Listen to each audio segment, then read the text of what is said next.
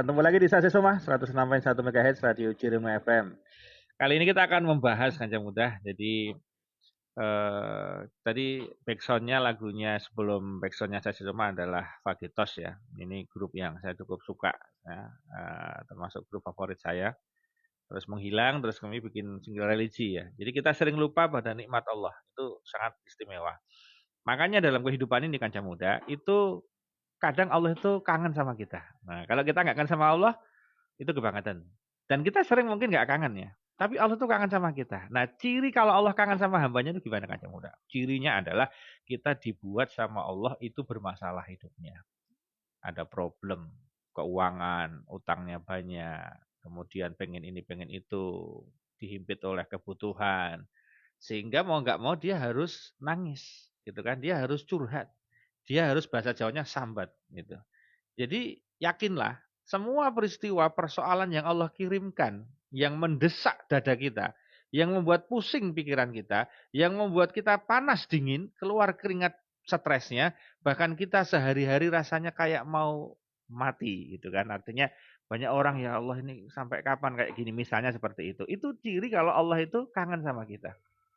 Jadi menurut almarhum Ustaz Jafi Al-Bukhari dikatakan di situ bahwa kapan seorang hamba itu disebutkan bahwa dia dikangenin sama Allah.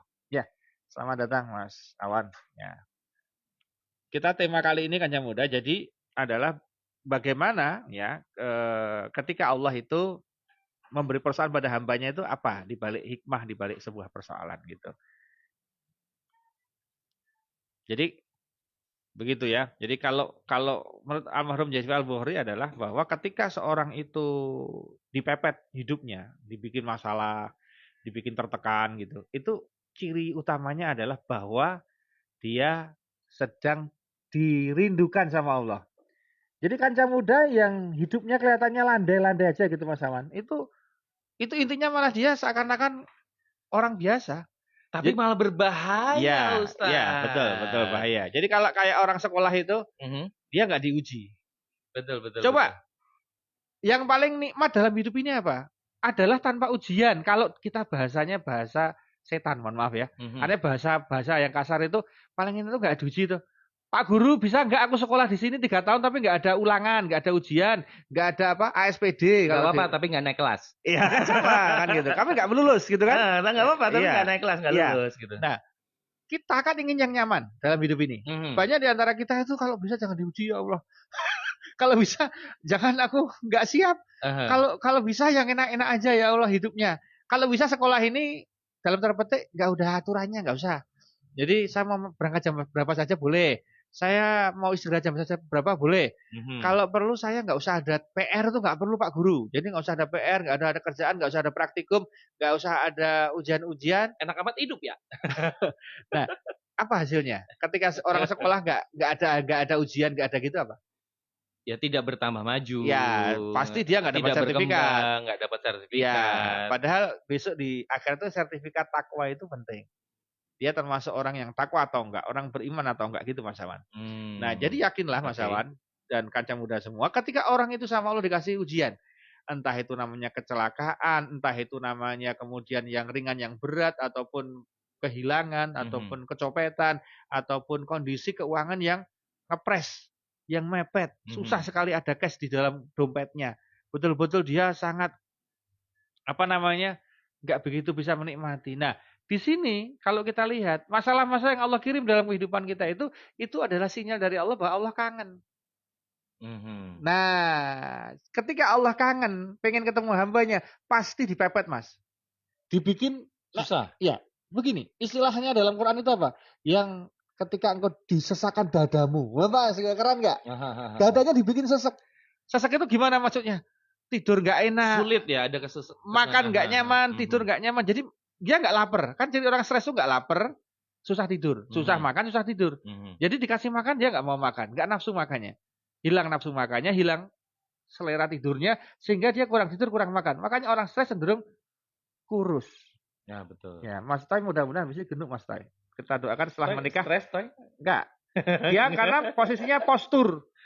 Dia posturnya gitu. Jadi buat dia saja makan tengkleng bola bali seminggu full, tak kira ora bakal melar, ya toh? Itu kelihatan kalau Mas Toy kan gitu. Nanti Nah, kalau udah double. nanti kalau sudah menikah, saya yakin akan ada perbedaan. Betul. Kromosomnya berubah. Nah, kembali ke tadi. Jadi orang ketika stres, Mas, itu kan kecenderungannya dia susah makan, susah tidur. Makanya kan ada yang bilang, gimana Ustadz saya cara mengurusin badan biar cepat, kata ibu-ibu. Ya suruh suaminya nikah lagi. Dia langsung kurus mendadak, itu kan? Kenapa? Karena pikiran, Mas. Plus sakit hati ya. Dan tahu nggak, pikiran itu membahayakan. Overthinking misalnya. Wah, nanti kalau nggak bisa makan gimana? Wah, nanti kalau nggak bisa dapat duit gimana? Jadi itu kan overthinking kita kan seperti itu. Nah, tahu nggak kan yang muda? Overthinking itu Allah yang kirim. Masalahmu itu Allah yang kirim. Nah, tinggal kita kemudian mengambil sinyal dari Allah itu. Oh, ini Allah kangen. Kata Allah gimana, Mas Awan? Kamu lama nggak sholat sama aku. Kamu lama nggak sujud padaku. Kamu lama nggak istighfar. Kamu lama nggak amal soleh. Kemana aja kamu selama ini? Dikasih surat sama Allah. Suratnya dalam bentuk masalah. Tapi Ustadz, mau tanya nih, Oke. Bagaimanakah kita bisa menyadari, menimbulkan kesadaran dalam diri bahwasanya oh ini Allah baru kangen nih sama kita. Kan ada orang yang baru kena masalah bukannya malah mendekat sama Allah, malah tambah jauh kadang-kadang, malah ada yang jadi narkoba, jadi minum-minuman keras, jadi pelampiasannya jadi berbeda. Bagaimanakah seharusnya sikap kita supaya kita tahu oh ternyata ini teguran nih dari Allah. Oh, Allah tuh baru pengen kita lebih dekat. Ternyata selama ini aku udah menjauh nih. Tuh gimana caranya memunculkan dalam diri kita gitu loh, Tat? Ya, saya tidak nek bahasanya Jawa tidak maido. Indonesianya tidak maida gitu kan. Ya, saya tidak maido ya. Ketika orang punya masalah itu bahasa kasarnya suruh ngapain aja mau gitu kan. Betul. Ayo bro, mentem wae, tabuk wae, mungkin dia mau. Ya, karena menghilang stres yang sangat cepat. Nah, kalau ditanya gimana caranya Ustadz agar setiap masalah itu membuat kita menjadi lebih dekat. Nah, caranya adalah kita sowan ke kantornya. Jadi gini, ciri orang kalau senang sama orang itu kan ada 3, Mas. Jadi Mas Awan dulu ketika mencintai istrinya masih pacaran. Ya, Mas Toy lah sekarang yang punya pacar misalnya. Dia akan sering menyebut namanya. Dia akan sering mengingat. Yang ketiga dia akan sering datang. Nah, jadi orang kalau kangen itu, kalau orang jatuh cinta itu mesti 3 ya. Dia sering nyebut namanya. Dalam ngomong-ngomong dia selalu nyebut. Mas Awan itu, Mas Toy itu ngomong sama orang lain. Ini cewek ngomong gitu kan. Ngomong tentang cowoknya, nyebut terus namanya. Yang kedua, biasanya apa? Dia sering senang sangat membaca suratnya. Sekarang bukan surat, WA. Ya, betul. Telegram. Sekarang modelnya DM. Jadi sudah nggak pakai surat. Kalau zaman kita masih pakai surat. Mas Toy masih ngerasain surat nggak? Nggak kan? Nggak ngerasain surat kan kamu? Cinta-cintaan? Udah nggak zamannya dia. Dia SMS. Dia SMS sudah mulai. Ya, oke. Nah, jadi ketika orang positioning cinta, Mas, dia akan nyebut namanya, sering baca suratnya. Nah, suratnya itu apa? Al-Quran. Yang ketiga sering apel. Apel itu apa? Ya sujud. Atau kalau enggak main ke rumahnya. Mana rumahnya Allah? Masjid. Nah, maka kalau kita sedang stres, walaupun kita itu kayak apapun keadaannya, wudhu, ambil air wudhu, fatawadhu, kemudian masuk masjid. Kalau masalah 2 rakaat, alhamdulillah. Kalau enggak mau minimal duduk di dalam masjid. Duduk aja. Dah kamu sandaran aja di tiang-tiangnya itu. Kamu sandaran aja di tembok-temboknya. Dah kamu diam aja. Di situ aja. Karena tempatnya auranya beda, Mas.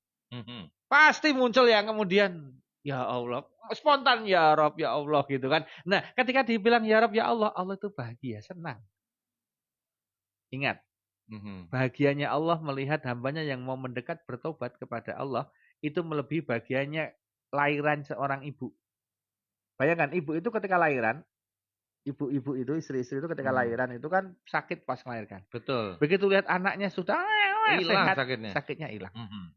Nah, bahagia enggak? Bahagia kan? Bahagia banget. Bahagianya Allah itu melebihi bahagianya seorang ibu ketika melahirkan anaknya. Bisa dibayangin enggak bahagianya Allah? Jadi cara membuat Allah bahagia itu salah satunya apa? Caranya adalah kita kembali kepada Allah. Itu Allah bahagia, senang sekali. Ada yang mengatakan dalam hadis lain bahwa bahagianya Allah, senangnya Allah terhadap orang yang bertobat itu seperti bahagianya seorang di padang pasir membawa onta. Kemudian posisinya onta itu hilang. Kamu bisa bayangin nggak? Di padang pasir sedang tidur, ontanya pergi. hilang entah kemana. Stres entar. Wah, ya tidak hanya stres, pulang pakai apa, wah sudah. Dan onta kan barang berharga. Iya, Itu betul. ibarat orang di tol tanpa rest area, Mhm. kamu cuma berhenti sebentar, tiba-tiba mobilnya hilang. Ya kamu bisa apa? Dan nggak bawa HP loh, zaman itu nggak ada HP kan. Jadi kendaraannya itu hilang di mana pasir, ya dia bisa hidup dengan kendaraan itu mau kemana-mana. Stresnya kayak apa?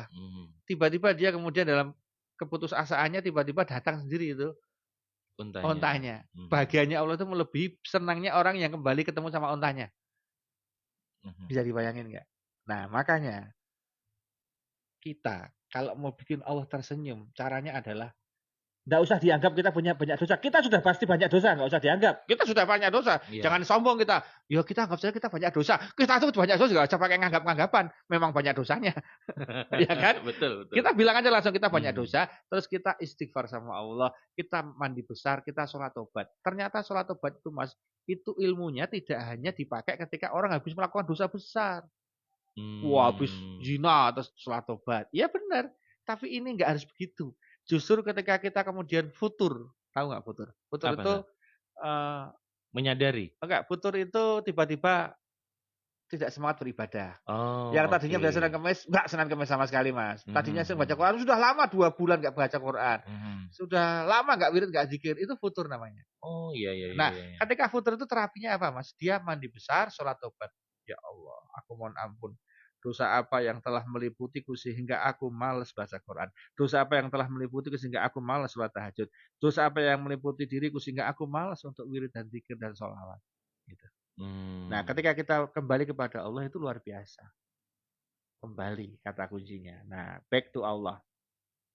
Kalau dalam bahasa lain itu fafiru ilallah. Lario mengejar Allah. Gitu. Nanti kita bahas di zaman kedua. Caranya agar kita menjadi orang yang bisa menangkap rahasia ilahi itu adalah fafiru ilallah. Nanti kita segmen kedua. Segmen satu ini kita bahas bahwa ketika kita punya masalah, yakin dulu bahwa masalah itu kiriman. Enggak datang dengan sendirinya, Mas. Betul. Enggak ada masalah itu datang dengan sendirinya, itu datangnya itu ada yang nganter loh. Ada delivery ordernya. Tidak muncul secara tiba-tiba. Tidak muncul secara tiba-tiba. Jadi dia tetap ada yang mendeliverkan Mas Awan. Siapa dia? Ya Allah. Jadi tidak ada satupun istilahnya kesusahan yang menempel pada manusia itu kecuali memang atas izin Allah. Kalau Allah nggak ngizinin nggak bisa. Jadi Allah ngizinin tuh masuk ke dalam diri kita. Misalnya kita punya masalah, Allah ngizinin kita kemudian stres. Allah ngizinin kita menjadi sesak dadanya karena persoalan. Allah ngizinin memang. Dibikin gitu sama Allah biar kepepet. Orang kalau kepepet gimana? Ngangkat tangan, Mas. Ya Rob. Ya Rob. Tapi kenapa Ustadz ada orang yang kesana kemari, curhat sana curhat sini. Ya biarin dulu. Dia kan diberi pendidikan sama Allah. Begitu dia curhat, rahasianya kebongkar, malah banyak orang nuduh dia, banyak orang nyerang dia. Jadi malah orang itu nggak respect sama dia. Dia kemudian sadar, loh kok sekarang banyak orang ninggalin aku, kok semuanya tidak mendukung diriku, kok semua nyerang diriku.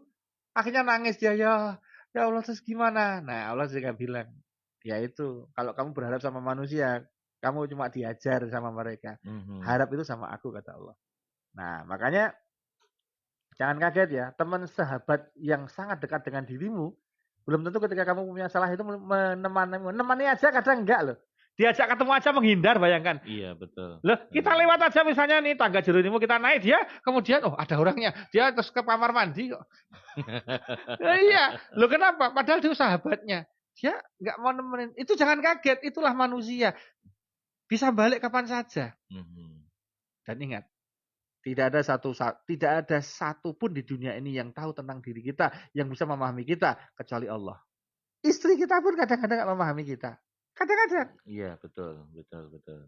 Ya buktinya ketika banyak suami ketika ada masalah kadang-kadang istri nggak support malah ngonek-ngonek. Lah salahmu dewe Mas. Oh, yeah. Besok Mas Toy akan merasakan. Satu saat nanti. Ketika itu terjadi Mas, ingat sama Allah. Ya Allah. Tapi itu ya tadi ya, asiknya curhat sama Allah itu gitu ya. Ya nggak bakal bocor. Allah itu bukan orang. Saya baru marahan sama Mas Toy, saya curhat sama Awan. Mas Toy itu gini-gini Mas Awan. Ya sekarang kamu pro saya. Besok satu saat pro sama beliau, hajar saya habis. Itu manusia bos. Makanya kalau bisa curhatnya jangan sama manusia. Curhatnya sama Allah. Kalau sama manusia itu bukan curhat tetapi brainstorming. Saya sering nyebutnya agak keren. Brainstorming. Bro, kalau ada seperti ini, kamu pendapatnya gimana? Itu brainstorming. Jangan sebutkan, wah aku anu, bro. Ya, itu namanya curhat. Kalau brainstorming itu kita agak keren. Kita seakan-akan pakar walaupun kita stres. Tapi kita pengen dapat feedback dari teman, dari pakar, dari ahli, itu namanya brainstorming. Bahasa yang lebih ringan, diskusi. Gitu. Tapi kalau sudah curhat, aku mah curhat bro. Wah, itu hati-hati. Curhatmu itu begitu ketemu sama teman, satu saat kamu bermusuhan sama teman yang kamu curhati, itu selesai hidupmu. Bongkar semua aibmu di sana. Betul. Nah, maka curhat sama Allah itu nggak bakal bocor, bos. Bukankah selama ini Allah telah nutupi aib-aib kita? Loh, kalau Allah buka semua, saya yakin Anda nggak dapat istri kok.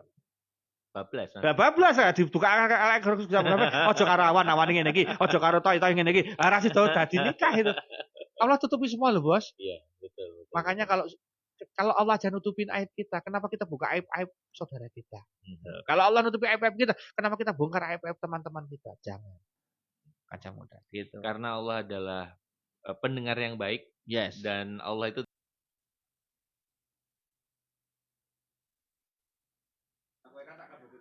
106.1 Jeronimo The Real Son of Jogja. Yes.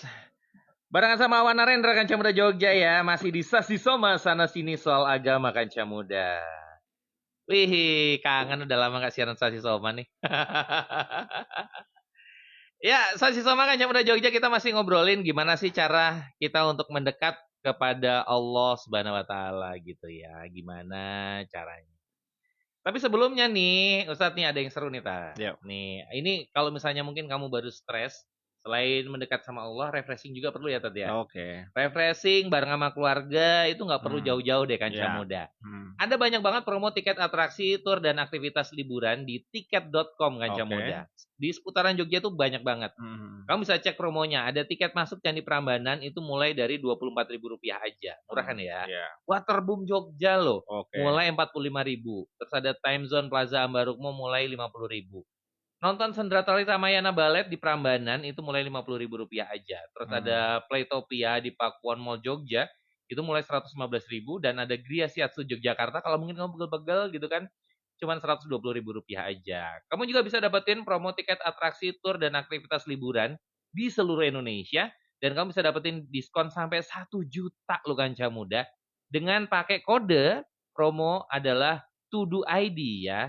Kalau mau keluar negeri cek juga promo tiket atraksi, tur dan aktivitas liburan di luar negeri diskon hingga 2 juta dengan menggunakan kode promo Tuduin ID Kanca Muda ya. Sekali lagi kalau misalnya yang mau di Indonesia dapat diskon 1 juta itu Tudu ID. Kalau mau di luar negeri itu Tuduin ID ya. Jadi langsung cek segera di tiket.com karena periode promonya 13 Agustus sampai 21 Agustus 2023. Nah, ini Kanca Muda perbedaan refreshing ala manusia dan ala Allah. Kalau manusia tuh promo-promo tuh dibatasin. Kalau Allah tuh kayaknya tanpa batas ya. Iya. Unlimited Enggak ada kuotanya. Enggak ada kuotanya ya. Ya Allah, aku minta ini. Udah habis ya, udah tak kasih yang itu. Itu kan kita manusia. Kuotanya udah lewat kemarin tanggalnya gitu. Nah, jadi Allah itu unlimited ya. Kalau istilahnya Gus Ibdam itu dekengnya pusat. Kuotanya unlimited gitu. Pokoknya derek pusat lah ya. Iya, derek pusat. Nah, baik Kanca Muda. Jadi ketika kita sudah memahami bahwa setiap persoalan kecil atau besar itu kita harus fafiru ilallah. Fafiru ilallah. Fafiru ilallah berarti berlari menuju kepada Allah.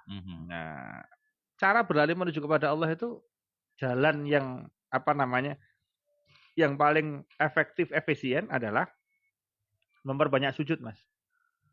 Makanya para nabi, para aulia itu kalau punya persoalan problem kehidupan, problem mereka itu lebih hebat daripada problem kita. Problem kita itu masih ecek-ecek. Mereka itu problemnya itu game or not game, mati or mati ya, Mas. Iya, betul. Nah, kalau kita kan problemnya kan seputar itu kan. Ini mereka itu sudah game or not game.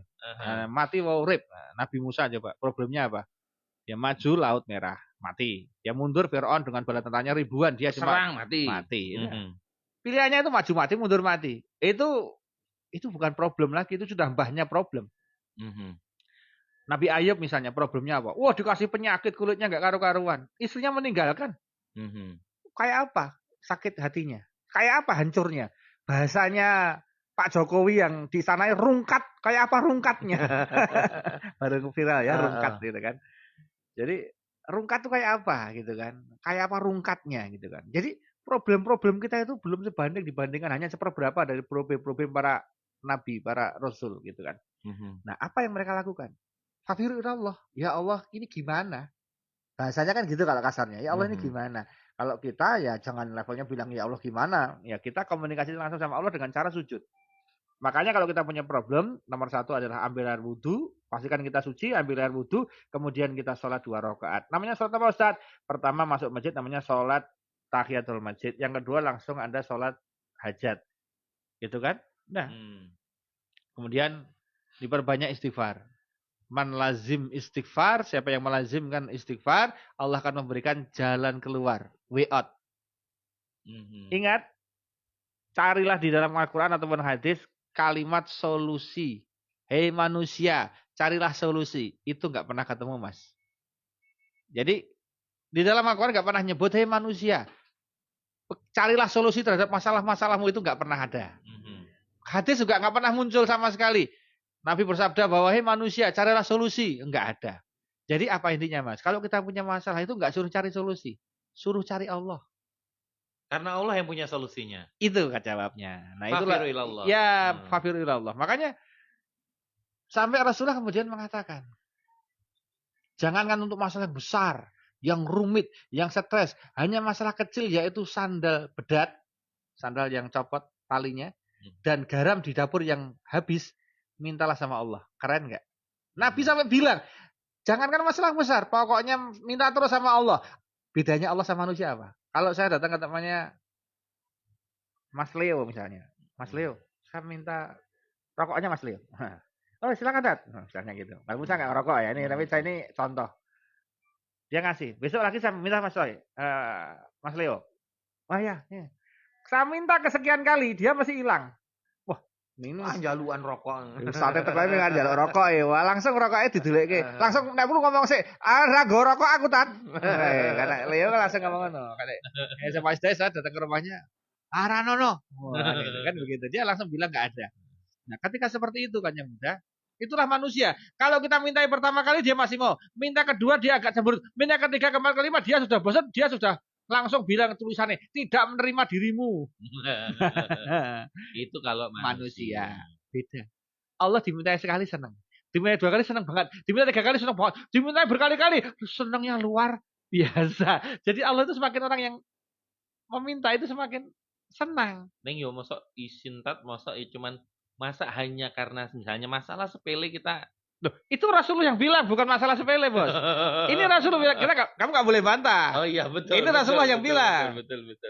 Hanya untuk masalah dapur, maksudnya gini, lapor ya Allah, berasku habis. Mohon dimudahkan aku dalam mencari beras, dapat beras. Ya Allah, garamku habis. Mohon mudahkan aku untuk dapat garam. Ya Allah, gitu maksudnya. Jadi dikit-dikit Allah.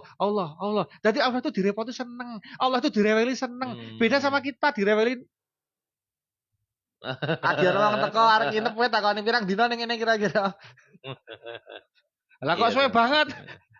Kalau Allah enggak, Allah itu semakin direweli seneng, semakin direngeki seneng, semakin dimintai seneng. Inilah fafirullah itu gitu. Makanya kalau kita punya masalah, itu jangan segan-segan, jangan malu-malu, langsung dlosor ndlundrung nek perlu nangis gerung-gerung kepada Allah. Dan begitu kita ngangkat tangan, ya Rob, ya Rob, ya Rob, itu jangan kaget. Apa kata Allah? Hei, iya, aku Gusti Allahmu, kowe hambaku, tak beresi. Beres, tenang. Itu. Nah, jadi jangan nunggu sampai punya masalah yang mepet-pet. Tapi kita wajib meminta doa itu sebagai asuransi. Kalau kita dalam tanda petik nggak kena masalah berat, itu asuransinya agar nggak kena masalah itu. Atau kalau kena masalah itu kita jadi terasa ringan, nggak kaget. Gitu loh. Jadi ulama-ulama itu maka nggak pernah la takhaf wa la tahzan innallaha ma'ana. Allah kan bilang gitu. Ojo cemas, ojo khawatir, aku karo kowe. Nah gimana? Kalau udah bilang gitu Allah bilang kepada kita, masa kita nggak tenang? Kalau kita nggak tenang berarti dipertanyakan keimanan kita. Nggak yakin sama Allah. Nah makanya sentilan yang paling menohok adalah kamu yakin nggak sama Allah? Yakin. Pernah menggunakan keyakinan itu enggak? Pernah dites belum keyakinannya sama Allah itu? Betul. Nah, kalau kamu penuh kebahagiaan, kamu husnudon sama Allah, gampang. Alhamdulillah ya, aku di rumah gampang, di mobil gampang, tuku iki iso. Alhamdulillah ya, Allah ki apik banget karo aku ya. Itu gampang husnudon ketika dalam posisi punya duit, penuh kenikmatan. Begitu sama Allah ditunda kenikmatannya, dikurangi kenikmatannya, dibatasi kenikmatannya, itu tetap husnudon, itu keren. Makanya orang kalau level ketika dapat masalah, level yang paling tinggi apa, Mas? Level paling rendah apa? Sabar. Itu level paling rendah loh. Mas Day kena masalah, misalnya masalahnya harus bayar SPP belum dapat duit. Misalnya, atau mau bayar kontrakan belum dapat duit, atau mau bayar apapun, beliau belum dapat duit. Begitu sabar itu artinya apa? Dia tetap sholat, tetap puasa, tetap sabar. Itu sabar. Itu level paling rendah ternyata sabar itu. Walaupun pahalanya surga. Orang yang sabar itu bighairi hisab, tidak ada hisabnya. Artinya nggak bisa dihitung pahalanya. Gitu loh. Nah, level di atas sabar namanya ridho. Kalau ridho itu semangat Gusti Allah, derek. Jadi dia sudah nggak kecewa sama sekali dah ridho. Ya, pokoknya derek pusat lah. Derek pusat. Nah, yang ketiga paling tinggi ada. Apa namanya, Mas? Bersyukur. Alhamdulillah. Itu paling tinggi. Padahal susah ya. Padahal susah dia bisa bilang alhamdulillah. Itu apa levelnya? Berarti apa? Dia mensyukuri. Ini pasti Allah nyiapin ganti sama aku. Ini Allah pasti nyiapin sesuatu untuk aku. Ini pasti Allah akan memberikan sesuatu. Bahkan level dia, ya Allah, terus saja sakitnya biar hilang semua dosa-dosaku ya Allah. Ganti dosa-dosaku ya Allah dengan kebaikan-kebaikan yang akan berikan setelah ini ya Allah. Jadi dia sakit itu malah alhamdulillah, orang nasu. Orang ngamuk-ngamuk. Tidak hanya sabar, tidak hanya itu, dia alhamdulillah. Oh, keren nggak? Karena dia tahu ilmunya, tapi ini harus dipraktekkan, harus kena dulu. Kalau nggak kena, nggak bisa praktek, gitu ya. Tapi nggak perlu sakit ini ada dua, sakit fisik dan sakit psikis. Sakit psikis itu apa? Kecewa, sedih, tertekan, stres. Itu kan kecewa tingkat tinggi. Nah, ketika kamu bisa bilang alhamdulillah ya Allah, kau titipkan masalah ini, kau berikan ini. Dengan ini mudah-mudahan aku jadi rutin tahajud tiap malam. Dengan ini aku jadi rutin duha. Dengan ini aku jadi rutin sholawat. Dengan ini aku jadi rutin menyebut namamu. Ya Allah, dengan ini pokoknya ya Allah, gue nggak peduli masalah seberat apapun. Yang penting mudah-mudahan aku dekat dengan Engkau ya Allah. Yang kubutuhkan rahmatmu, barokahmu, ampunanmu, ridhamu ya Allah. Wah, nek wis tekan kono dia nggak mikir masalahnya. Nah, kalau dia udah gak mikir masalahnya, dia mikirnya sama Allah. Oh, jangan rakit, Mas. Kan ada orang disiksa secara fisik tapi nggak kerasa, ada nggak? Ada. Itu kan salah satu pemimpin negara. Pemimpin negara yang terkenal sangat diktator, yang kemudian pamannya sendiri itu cara eksekusinya adalah dikasih di sebuah tempat yang di situ ada harimau. Harimaunya dibikin lapar, kemudian dibuka, itu kemudian disuruh makan itu kakeknya. Atau pamannya dimakan. Itu ponakannya kurang ajar banget kan? Ponakannya jadi pemimpin negara di sebuah negara, kita nggak usah sebut namanya. Tapi itu kemudian terjadi. Ini tidak dilakukan di zaman dulu. Dulu pernah ada salah seorang sahabat yang dia kemudian dihukum dengan cara begitu, Mas. Apa? Dia karena yakin sama Allah, dia baca hasbunallah wa ni'mal wakil, nikmal mala wa ni'man nasir, hasbunallah wa ni'mal. Tapi dia bacanya dengan penghayatan yang tinggi, dengan konek sama Allah yang luar biasa, dan level dia sudah tidak hanya ridho tapi sudah bersyukur. Apa yang terjadi? Lemes, mati sendiri itu malahan, apa namanya, harimaunya malah dibebaskan karena mereka takut. Berarti ini wong ampuh tuh mati. Jadi dia tuh takut. Takut. Nah, jadi kita langsung ke salah satu contoh kisah ada dalam Al-Quran dan hadis. Iya, yaitu namanya Sam'un. Ada nabi namanya Nabi Sam'un. Samson orang sering bilang. Nah, Nabi Sam'un ini tidak termasuk dalam 25 nabi, tapi dia ada riwayatnya. Jadi beliau ini, Nabi Sam'un ini termasuk nabi yang dugdeng, Mas. Dia mau perang dengan siapapun, tidak pernah kalah, Mas. Mau berapapun orangnya, dia pasti menang, Mas. Dia yakin sama Allah, pertolongan Allah. Bahkan beliau terkenal juga pembaca sholawat Jibril. Sallallahu alaihi Muhammad, sallallahu alaihi Muhammad. Dia menang di mana-mana. Akhirnya musuhnya itu kan caranya mau membunuh dia itu gini. Raja yang ada waktu itu lobby menemui istrinya Sam'un. Nah, jadi hati-hati, istri itu bisa dimanfaatin kalau hati-hati. Cobaan ya. Ya, kamu tak kasih harta yang kamu minta. Kamu mau model emas kayak apa? intern berlian kayak apa, gue turutin semua. Yang penting syaratnya cuma satu. Apa? Tolong aku dibantu bisa nangkep itu suamimu. Loh, caranya gimana? Kalau pas tidur itu, coba kamu ikat itu tangannya dengan tali. Nanti kalau dia nggak bisa ngelepasin, bilang ke kami. Kami akan segera nangkap. Ternyata begitu terbangun, di tali tangannya diikat sama kakinya. Pakai tali yang sangat keras. Jebol itu, bro. Kenapa kamu ngikat aku, kata suaminya. Istrinya, wah aku cuma mau ngetes kehebatanmu kok suamiku. Wah, sambil dipeluk ya toh. Oh, ternyata kamu hebat. Besok hari keduanya, dia lapor. Raja, ternyata pakai tali yang sangat keras tetap hancur. Sekarang pakai rantai. Betul, begitu tertidur di rantai itu kakinya sama tangannya. Tahu nggak Mas begitu bangun? Ini ngapain lagi kamu? Aku juga cuma ngetes kamu kayak apa kalau rantai brol ambrol. Bingung dia. Datang lagi ke sana. Wah gimana ini rantai juga nggak bisa ya? Udah kamu tak tambah hartanya. Sekarang kamu tanya. Coba kamu lobby. Kamu peluk-peluk pokoknya kamu rangsang gimana dia. Kelemahannya apa gitu. Ya ternyata dia bilang. Aku punya kelemahan. Kelemahannya adalah di rambutku. Jadi kalau dengan rambutku aku nggak bisa apa-apa. Ternyata betul. Habis itu apa? Pas tidur diikatlah kaki tangannya Sam'un dengan rambutnya sendiri. Begitu terbangun betul-betul dia nggak bisa. Wah begitu nggak bisa dia baru ngomong sama rajanya. Wah udah langsung datang semua pasukannya. Diseret itu Sam'un itu. Bayangkan orang yang sangat perkasa, sangat luar biasa diseret kemudian dibawa ke alun-alun. Apa yang terjadi? Disiksa Mas. Siksanya nggak main-main Mas. Dua matanya ditojos pakai apa namanya? Pakai tombak akhirnya menjadi nggak bisa melihat Mas. Badannya ditusuk-tusuk gitu. Bagaimana Sam'un ketika itu? Dia fafirullah, dia langsung kepada Allah.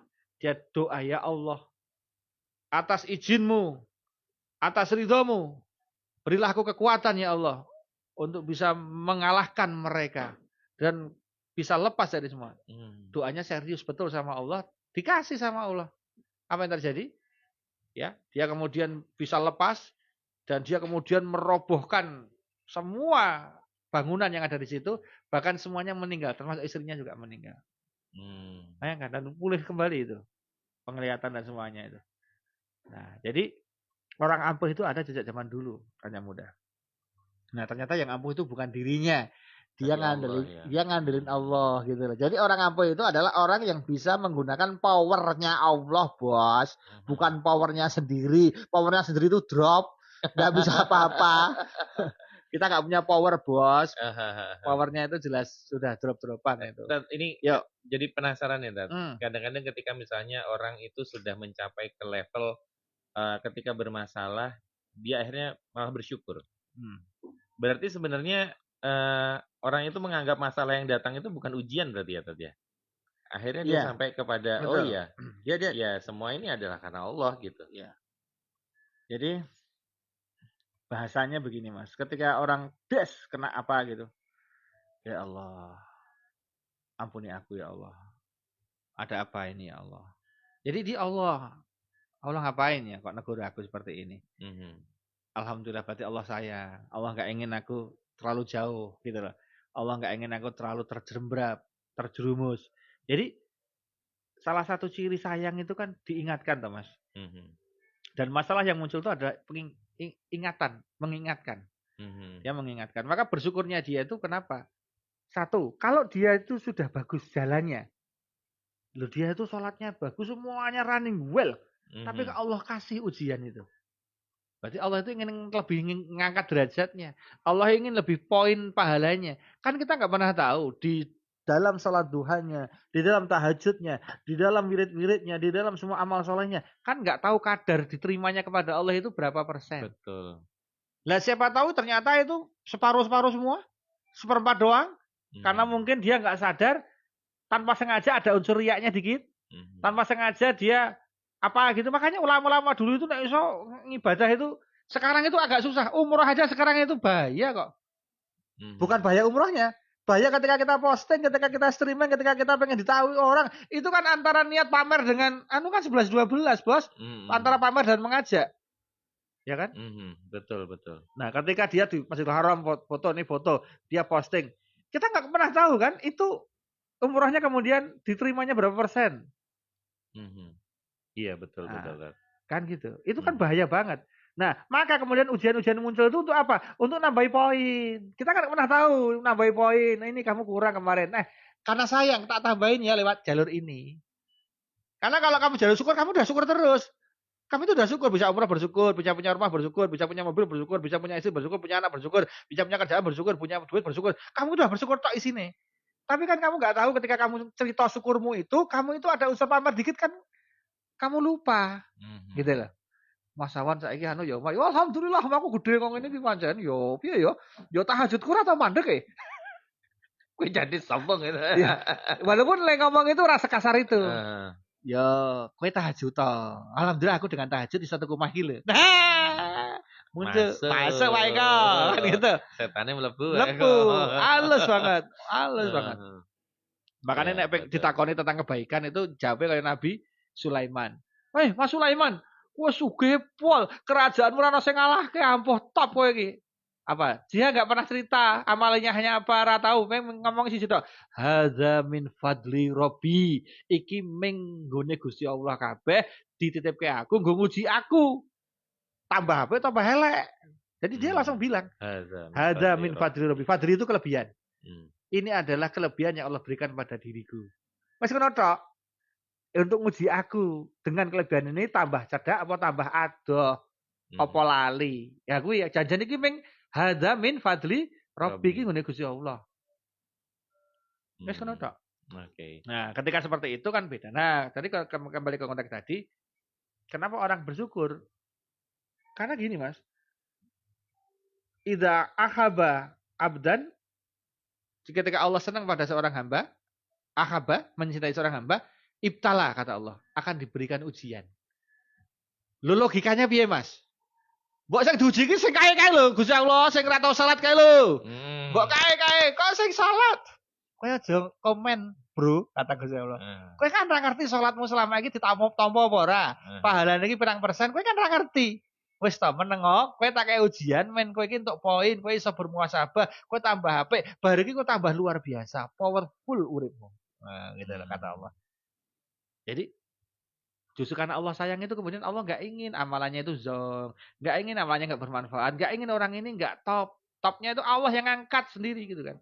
Dengan caranya Allah. Dengan caranya Allah. Dan ingat kadang-kadang bukan dibikin nggak terkenal bisa jadi.